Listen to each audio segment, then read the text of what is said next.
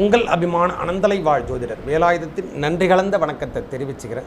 இந்த பதிவு எதுக்கானா, வருகின்ற தமிழ் புத்தாண்டு எவ்வாறு இருக்க போது, இதுவரைக்கும் நாம் விசுவாவச வருடத்தை கடந்திருந்தோம். இந்த சித்திரை முதல் தேதியிலிருந்து நாம் தொடங்குகின்ற ஆண்டு பராபவ ஆண்டு, மங்களகரமான பராபவ ஆண்டு. செவ்வாய்க்கிழமை பிறக்குது. வாழ்க்கையில் நம்மளுக்கு இந்த மேஷம் முதல் மீனம் வரைக்கும் மாற்றங்கள் எவ்வாறு கொடுக்க போகிறார் இறைவன், இந்த கிரகங்களை வச்சு தான் நாம் சொல்ல முடியும். ஜோசிகாரில் யாராக இருந்தாலும், ஜோதிடர் அனைவரும் சரி, யாராக இருந்தாலும் சரி, இந்த வார்த்தையை நாம் சொல்கிறோன்னா கிரகங்களை வைத்து தான் இந்த தமிழ் புத்தாண்டு என்று சொல்லக்கூடிய அமைப்பை நாம் காணப்போகிறோம். இதில் கிரகங்கள் அமர்ந்திருக்கும் இடம், இந்த பராபவ ஆண்டில் கிரகங்கள் அமர்ந்திருக்கும் இடத்தை பார்க்கணும் முதல்ல. ஏன்னா ஒளி பெற்ற கிரகம் என்று சொல்லக்கூடிய அமைப்பை சூரியன் சந்திரன் என்று சொல்லக்கூடிய அமைப்புகளும், அதுவும் இல்லாமல் பெரிய டான் கிரகங்கள் என்று சொல்லக்கூடிய சனி பகவான் ராகு கேதுக்களுடைய பெயர்ச்சியும் இந்த ஆண்டில் நம்மளுக்கு இருக்குது. முக்கிய தருணமே குரு பகவானுடைய பெயர்ச்சி வைகாசி மாதம் என்று சொல்லக்கூடிய அமைப்பில் கிரகங்களுடைய மாற்றம் என்று சொல்ல கடகராசிக்கு போகிறாரு. அதே போல் 11வது மாதம் ஐப்பசி மாதம் ராகு கேதுக்களுடைய பயிற்சியும் நாம் வைத்து தான் இந்த சித்தரை தொடங்கி பங்குனி முடிய நாம் சொல்ல முடியும். அடுத்த ஆண்டு 2027 பங்குனி முடிய நம்ம வாழ்வாதாரம் எவ்வாறு இருக்கும், இதில் நல்ல நல்ல மாற்றங்களை கொடுக்க போதா, ஏற்றம் தருப்பதா, கிரகங்கள் அமர்ந்திருக்கும் இடம் என்று சொல்லக்கூடிய அமைப்பை பார்க்கும் பொழுதெல்லாம் நமக்கு ராசிகள், அதாவது காலபுருஷ தத்துவத்தின் முதல் ராசி என்று சொல்லக்கூடிய சூரிய பகவான் அங்கே உச்சம் பெற்று சுக்கிரனோட சம்பந்தப்படுறார். மேஷத்திலே 2ஆம் இடத்துல யாரும் இல்லை. 3ஆம் இடம் என்று சொல்லக்கூடிய மிதுனத்தில் குரு பகவான் அமர்ந்திருக்கார். அதுவும் இல்லாமல் சிம்மத்தில் கேது பகவானும். இந்த முக்கிய தருணமே இந்த இடத்துல யாரானா அந்த ராகு பகவான். அவர் காலபுருஷ தத்துவத்துக்கு 11ஆம் இடத்தில், அதாவது கும்பராசியில் வீற்றிருக்கார். அவருடன் சந்திரனும் அங்கே கூடியிருக்கிறார். முக்கிய தருணம், அதைவிட முக்கிய தருணம் என்று சொல்லக்கூடிய காலபுருஷ தத்துவத்துக்கு 12ஆம் இடம் என்று சொல்லக்கூடிய சனி பகவான், செவ்வாய் பகவான், புதன் பகவான் நீச்சகதி பெற்று நீச்ச பங்கத்துக்கு பரிவர்த்தனை யோகம் பெற்று, அதாவது எப்படி சொன்னால் ஆட்சிக்கு இணையான பலம் பெறுகின்ற காலம். அவர் நீச்சமே பெற்றாலும் இந்த நேரத்தில் பரிவர்த்தனை யோகம் பெறுகின்ற காலம். புதனோட வீட்டில் குரு பகவான் அமர்ந்திருப்பதும் பரிவர்த்தனை யோகம் பெறுகின்ற காலமாகவும் இந்த ஆண்டு பிறக்குது.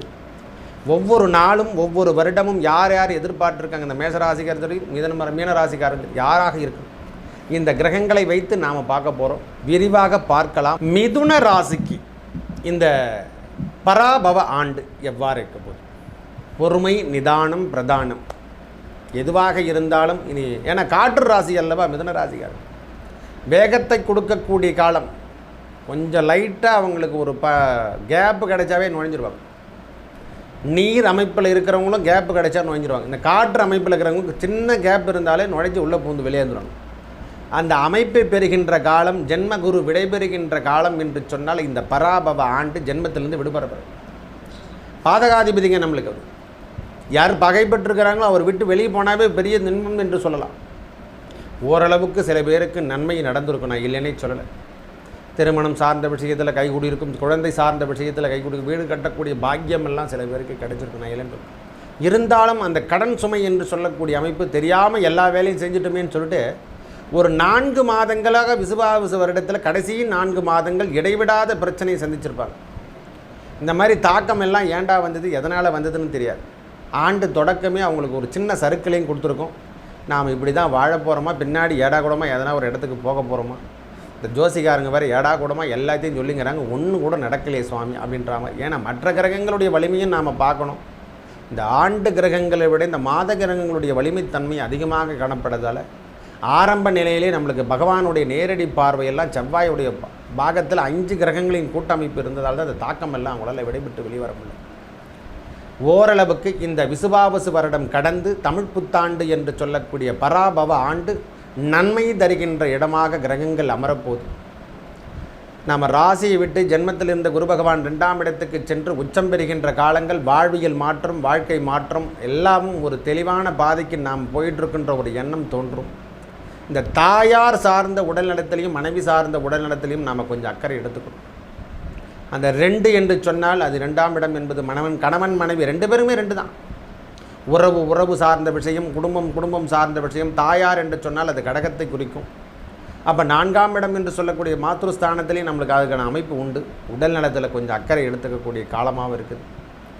சனி பகவானுடைய பார்வையும் 4ஆம் இடம் நம்ம ராசிக்கு 4ஆம் இடத்துல விழுத்தல, அந்த பகவானுடைய பார்வையும் குருவின் பார்வை விழற வரைக்கும் கொஞ்சம் பொறுமையை கடைபிடிங்க. உடல்நலம் சார்ந்த விஷயத்தில் கொஞ்சம் கவனத்தை எடுத்துக்கொள்வது ரொம்ப நன்மையை தரும். தாயார் வளரும். இந்த ஆண்டு முழுவதும் இந்த சித்திரை தொடங்கி வருகின்ற 2027 பங்குனி வரைக்கும் நம்மளுக்கு வாழ்க்கையில் இந்த ஓராண்டு குரு பகவானுடைய பெயர்ச்சி அங்கே தான் இருக்க போகுது. கடகராசியில் அவர் அங்கே தான் இருக்க போகிறார். அதிசாரம் பெற்று சென்றாலும் ஓரளவுக்கு திருப்தி தருகின்ற இடத்துக்கு தான் வரப்போகிறார். அதனால் இந்த ஆண்டை பொறுத்த வரைக்கும் தமிழ் புத்தாண்டு வரவேற்கின்ற ஆண்டு. சிகப்பு கம்பளம் போட்டு வரவேற்கலாம். ஒரே வார்த்தை சொல்லப்படும். அதாவது எப்படி சொல்கிறதுன்னா, நான் படிப்பில் இப்போதைக்கு கொஞ்சம் மந்தமாக இருக்கிறேன் சாமி. போன ஆண்டுலாம் என்னால் சரியான கல்வியில் ஒரு பெரிய முன்னேற்றம் காண முடியல. நீட் எக்ஸாமுக்கும் சரி, போலீஸ், ஐபிஎஸ், ஐஏஎஸ் எல்லாத்துலேயுமே சொல்கிறேன். குறைந்த கல்வியாக கூட இருக்கட்டும், அதில் நம்மளால் முன்னேற்ற பாதை எடுத்து செல்ல முடியாத ஒரு நிலைமையில் இருந்தால் இனி மிதுன ராசிக்காரனுடைய வாழ்வில் எல்லாம் நன்மை தருகின்ற அமைப்புக்கு செல்லுகின்ற காலமாக மாறப்போகுது. ஏன்னா ஏற்கனவே சனி பகவான் 10ஆம் இடத்தில் இருக்கிறார். அதாவது பாவகிரகங்கள் 10ஆம் இடத்தில் இருந்தால் நன்மையை செய்யும் என்று கொடுத்துருக்காரு. அதனால தான் 10ல் ஒரு பாவியாக இருந்தால் முரண்பாடான விஷயத்தை கூட மாற்றி குமிக்கக்கூடிய அமைப்பாக மாறிடும். அப்போ தொழில் சார்ந்த விஷயத்தில் இருந்து வந்த பிரச்சனை, புதிய முயற்சிகளில் உங்களோட தொழில் வாழ்வாதாரம் எல்லாத்துலேயும் ஒரு பிக்கப் பண்ணி வரப்போறீங்க. நான் தொழில் ஏதோ வேலை செஞ்சிட்ருக்கேன் அப்படின்னு சொன்னவங்கெல்லாம் இனி தொழிலில் பெரிய முன்னேற்றத்தை தருகின்ற அமைப்பெல்லாம் கிடைக்க போகுது. தனிமையில் வாழ்ந்தவங்கெல்லாம் இனி இரட்ட காதல் திருமணம் கைகூடக்கூடிய காலம். திருமண ஏற்பாடுகள் மும்முனதாகவே வேகமாக நடைபெறும். ஒரே வார்த்தை சொல்லப்பட வைகாசிலே ஒரு நாட்களை பார்த்து ஆவணிக்குள்ளே முடிச்சுடுற மாதிரி ஒரு சூழ்நிலையெல்லாம் காணப்படும். திருமண தடை தோஷங்கள் விலகுகின்ற காலங்களாக இந்த காலம், இந்த பராபவ ஆண்டு. முக்கிய தருணமே இங்கே சனி பகவானுடைய பார்வை நம்ம ராசிக்கு 7ஆம் இடத்துல வருது.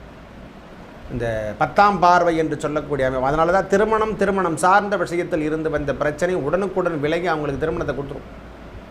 அதுவும் இல்லாமல் குரு பகவானுடைய நேரடி பார்வை நம்ம ராசிக்கு 8ஆம் இடத்துல விழர்த்து நோய் நடி சார்ந்த விஷயம், இதய சம்பந்தப்பட்ட பிரச்சனை இருந்தவங்களாம் சர்ஜரி பண்ணின்னு கிளியராக ஒரு ஃப்ரீனஸோடு வெளியே வரப்போகிறாங்க. ஒரு 3 மாதத்துக்குள்ளே நம்ம சித்திரை வைகாசி ஆணிக்குள்ளே பார்த்தோன்னா அவங்க க்யூரில் வந்துடுவாங்க. ஏதோ என்னை வெடித்திருந்த மாதிரி ஒரு சூழ்நிலையெல்லாம் வெளியே போயிடுச்சு. அதுவும் இல்லாமல் 10ஆம் இடத்தை அவர் 9ஆம் பார்வையாக பார்க்க போகிறார். அங்கே சனி பகவான் ஒரு ப்ளஸ்ஸே ஏற்கனவே இருக்குதுங்க. சனி பகவானே ஒரு 100 கிலோ வெயிட்டே அங்கே இருக்குது.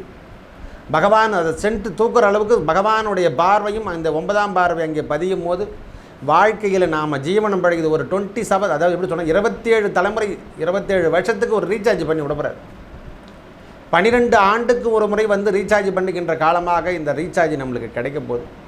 இப்போ 27 வருஷமாக நம்மளுக்கு கொடுக்க போகிறார். ஏன்னா சனி பகவான் அங்கே இருக்கிறதால ஒரு 27 ஆண்டுக்கான ரீசார்ஜ் பண்ணி தந்துடுவார். இந்த ஜியோ ஏர்டெல்லில் கொடுக்குற மாதிரி ஒரு ஆஃபர் நம்மளுக்கு கொடுக்கறதுக்கான காலம் ஏற்படும். அப்போ தொழில் முனைவு என்று சொல்லக்கூடிய அமைப்பில் ஒரு பெரிய உயர்ந்த இடத்துக்கு எடுத்து செல்லுகின்ற காலத்தை ஏற்படும். அவருடைய 5ஆம் பார்வையாக 6ஆம் இடத்தையும் பார்ப்பார். நம்ம ராசிக்கு 6ஆம் இடத்தை பார்ப்பார். உடலில் ஏற்பட்டு வந்த பிரச்சனை, போட்டி பொறாமை, கடன் பிரச்சனை, வங்கி சார்ந்த விஷயத்தில் இருந்து வந்த பிரச்சனை, கலக்கம் தருகின்ற மனைவியின் உடல்நலத்தில் இருந்து வந்த பிரச்சனை. அதாவது நம்மளுக்கு 6னா மனைவிக்கு 12 என்று சொல்லக்கூடிய இடம். அந்த இடத்தையும் அவர் சரி பண்ணுற காலமாக மாறப்போகுது. ஆக மொத்த ஓரளவுக்கு ஒரு 100க்கு 80 பாகமும் தசாபுத்தி ஓரளவுக்கு நல்லா இருந்தால் இவங்க வாழ்க்கையில் வின் பண்ணி வெளியே வந்துடுவாங்க. எக்ஸாம் ஆகட்டும், ஐபிஎஸ் ஆகட்டும், ஐஏஎஸ் ஆகட்டும், நீட் எக்ஸாமில் இருக்கக்கூடிய அமைப்புகளாகட்டும், கல்வியில் ஆகட்டும், எல்லாத்திலையும் ஒரு முதிர்வுத்தன்மையை காட்டுகின்ற அமைப்பு. ஒரு பெரிய பராக்கிரமத்தை காட்டினாலும் ஒரு முதிர்வுத்தன்மை பரவாயில்லைங்க, அவரை போல தாங்க வாழணும், அவர் தாங்க இருக்கணும், இந்த காலத்திலையும் தன்மையான வார்த்தையை சொல்கிறாருங்க அப்படின்ற மாதிரி ஒரு தன்மை கிடைக்கக்கூடிய அமைப்பு இந்த மிதுன ராசிக்கு வாழ்வியல் மாற்றம், வாழ்க்கை மாற்றம் எல்லாம் கிடைக்கக்கூடிய ஆண்டாக இந்த பராபவ ஆண்டு காணப்பட போகுது. துன்பத்திலிருந்து விடுதலை பெறுகின்ற ஆண்டு என்று கூட சொல்லுவோம். ஒரே வார்த்தை சொல்லப்படால் துன்பத்திலிருந்து நன்மை வருதோ இல்லையே சுவாமி, துன்பம் சார்ந்த விஷயத்திலிருந்து நீங்கள் விடுபட்டு வெளியே வரப்போறீங்க என்பது உறுதி. நல்லவை அனைத்தும் வந்து சேரும், நல்லதே நடக்கும். நன்றி, வணக்கம்.